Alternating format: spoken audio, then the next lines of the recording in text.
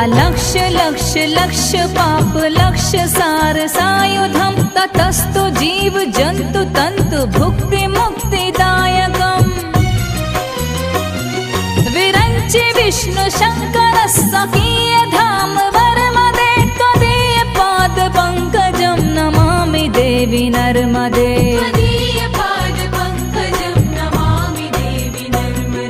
Namami Devi Narmade.